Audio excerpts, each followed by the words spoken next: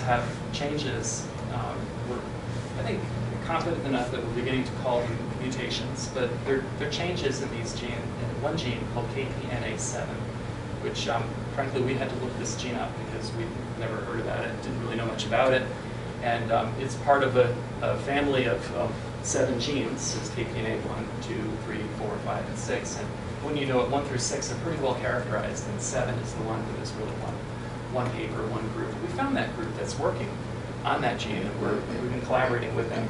These girls also have abnormalities in their cerebellum, or the back part of their brain. It's a little bit small, it's a little misshapen, and also their corpus callosum is a little bit short. But both of them have very similar findings. The gene, both girls have 2 changes in the gene, so it looks autosomal recessive. Both girls got 1 copy of the changed gene from their mother, the other copy from their father.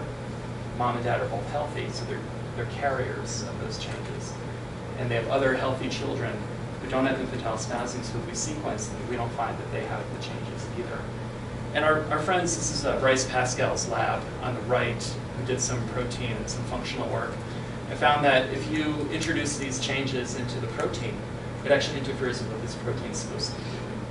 And that's really interesting because this protein is like a basket, and it carries stuff in your cell, in and out of your nucleus. The nucleus is sort of like command central for getting all the DNA stuff organized that your cell is going to need. And this protein, KPNA7, carries some of these switch molecules I talked about earlier in and out of the nucleus so that they can do their job in the nucleus. Other members of this KPNA family carry ARX. And this is a very important gene for epilepsy. And we're right now trying to demonstrate that our family member, KPNA7, in fact, also carries ARX in and out of the nucleus. And that's our hypothesis for why these girls have infantile spasms, which is, of course, very common in children with ARX mutations. And one of the things that I think is potentially treatable is if you can fix that transport. If that issue is a transport issue of getting ARX in and out, their ARX is fine. We know this is sequenced clinically. Could you then improve their epilepsy if you can find a way to target this mechanism? Is there another member of the family that could pick up the slack? So these are examples of how we're trying to take this new information and turn it into a potential target for therapy. Okay. I don't want to go on too much longer. I don't think any of you had lunch, right? So I'll just summarize stuff here. You know, we've really come out of an era where people who know me will hear me call epilepsy research has been kind of a cottage industry, where you've got some very talented groups who are working with families, but we're just now getting to over the past 5 years, I think, where we've really had national approach, and that's really, I think, what we need is national and international collaborations. Parent groups are playing just a critical role. I can't overemphasize how important it is, because if the parents are organized, you make stuff happen. The researchers can really, or sometimes playing catch up. You keep the pressure on. So that it's really appreciated. Involvement. Typically, when I talk about being involved in research, I'm very careful to emphasize that we never make promises to families that we can find a diagnosis, that we can fix something, and come up with a better treatment. But I also do think there really are benefits to being involved in research.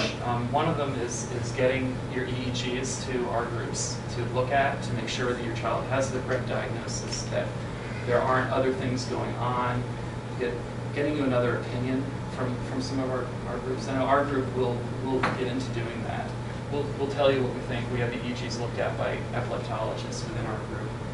And then also having the MRI reviewed. Again, I'm going to emphasize that again. If your MRI hasn't been looked at by either of our research groups, that may be something that could be helpful. I know you've got probably all of the MRIs, and they've been reviewed in the group, so that's something that really is helpful. And it brings obviously benefits to future families. The next group of families that's going to be in the intensive care unit in the NICU, and their child has Ohtahara syndrome, you guys have sort of paved the way to having any information that's new to tell these families. And there are many, many ways of being involved. I think between Dr. Patori's group and my group, you've heard several different complementary approaches. All of our studies are kind of modular. You can participate in one part, but maybe not the other. if you want to share your EEG information with us, but you're not crazy about us pulling out some hair, I understand that. We could certainly work with any of those combinations, and come see me if you'd like to be involved. Yes? I have a couple of questions while you were going, I was writing down. Yeah. Well, not really writing down, typing. Go ahead. You said about epilepsy, you said it was rare, but it's more common than the actual breast cancer? No, I didn't say that. Oh, No. Epilepsy is about 3% of the population. Gosh, breast cancer is a little more common than that. I'd have to look that up. I think the lifetime risk is about 10%, isn't it? 8 to 10%? That sounds about right. It's been a Lifetime while risk? since I've done cancer Yeah. genetics, so I think that's right. yeah, yeah. Why do usually epilepsy people usually get the short of life? What's that? Why do epilepsy people usually live the short of life? Give what? I didn't hear. Live a shorter life. Shorter life? That's not always the case. It's certainly not good to have bad epilepsy. I think one of the challenges of our work is that medical care wasn't really all that great 20 years ago compared to all the technology we have now. And a lot of our patients were very susceptible to infections and other complications that we now manage in the hospital. And children with bad seizures certainly can still have those complications, but it doesn't always end up in a shorter lifespan. Sometimes it obviously does, but I think that's some of that is kind of older information from some of our mentors when they were practicing. I also have another question. Yeah. When you said about the nucleus, you said it was the boss, but I thought the nucleus was actually the boss. Yeah, so there's a couple of different parts, and the nucleolus is a part of the DNA that happens inside the nucleus. So the nucleus, if you think about it, is like a special room that's sort of giving orders to every other part of the cell. Yeah, but the nucleus is kind of telling it to do what? It's like the nucleus is the brain? Of the what? Like the nucleus is kind of a brain, like of a cell? Yeah, well, it's a structure that you can see under a microscope during a particular time when your cells are dividing. So it's something that comes together at a specific point in your cell's life. And it's very important, but it's actually inside the nucleus itself. So those are two different terms. Other question? I had a question. You said that the ARX gene, I'm trying to hear correctly, so please correct me if I'm wrong, it shuts down other stuff from developing, or? Right, so the ARX gene is actually, I think about it like a light switch. And it basically, during your brain's development, you've got a top part of your brain that is more excitatory and controls movement and thinking, and then you've got a bottom part of your brain that's more inhibitory. And ARX controls the development of that bottom part, is the way I sometimes think about it. So if ARX isn't functioning, some critical cells in that bottom part never form. And you're lacking an entire set of circuitry that should be inhibiting the rest of the brain. It's a very simplistic way to think about it. Obviously, epilepsy is more complicated than that, but that, we think, is one of the kind of profound biological observations, that if you don't have that inhibitory influence in the brain, you're going to have a lot more potential to have seizures. It doesn't mean you're going to have seizures, but you have a lot more potential. Yeah, because he has the ARX gene on chromosome number 8. It's on X. On X, yeah, Yep. on the, yeah. Wait, hold on, I have a question. Let me look. That's okay.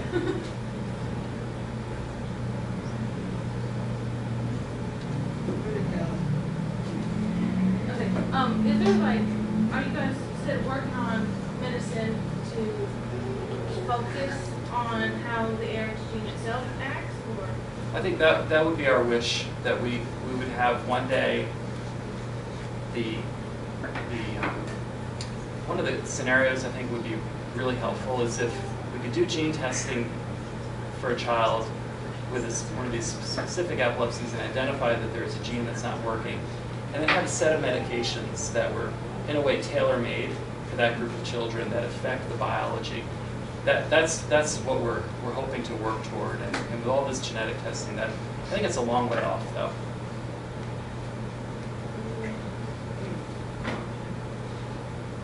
Oh, okay.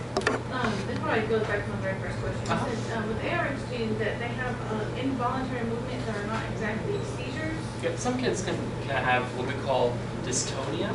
It's one of the more common things where they have this unwanted sort of twisting movements of the arms and legs. It'd be really variable. I've seen some children who have ARX-related conditions and they never have that. They may not move much, and other children have it all the time almost. So it's certainly it's one of the things that we don't understand very well, but it can happen.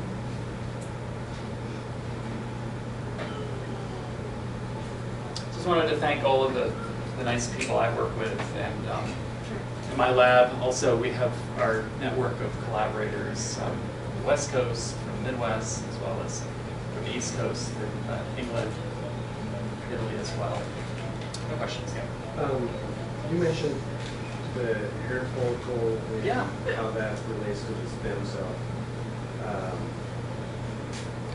I've heard a lot about stem cell research. And Yeah. is that related to genetics? I don't understand it. Would that be explained in layman's terms? So I think the way to think about it is every tissue in our body is different and is assigned a different job. So our heart cells are supposed to do heart cell kind of stuff. Our skin cells are supposed to do skin cell type of stuff.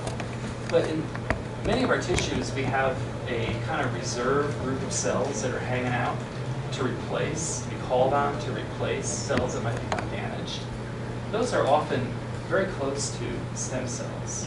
So there's sort of this reserve group of cells that when you pull out a hair follicle, you also get a population embedded in there that in the lab we can treat with, we do some funny business with some chemicals and growth factors to actually help those cells survive and to actually grow. And the regular hair cells, we don't actually want those. We try to isolate out and promote these stem cells, which are pluripotent is the term for it. So they have the ability to differentiate potentially into many different kinds of other cells. So we're trying to give them favorable conditions to grow. And then once we've done that, we can then treat them with another group of chemicals and growth factors and convince them to become nerve cells. But doctors who study heart disease, some of them will grow heart cells from those stem cells. Depends on what organ in the body you're really interested in. So it's something that takes a bit of time with a lot of complexity, but that's the bottom line. Now this is different than stem cell injections and infusions and all this other stuff that you may have heard about, where the science behind that is really a long time away from being beneficial. But there are a lot of places you can go to hear about stuff like that too. Okay, so you're looking at that in terms of generating neurons. Right. We want to be able to study nerve cells from children with epilepsy in a way that we can't otherwise. You can't just do a biopsy of the brain for purposes of looking at it under the microscope. So you can do that with other parts of the body, but not the brain. So is the theory that you would overwrite the genetic condition that's possible? So that's another aspect of science that's trying to develop therapies from stem cells and fixing genes that have a misspelling in them. That's not anything that we're anything close to, I think, being able to offer, but it's something called gene therapy or stem cell therapy. There are some approaches out there, but I think those are really, really preliminary still. So not anything that we're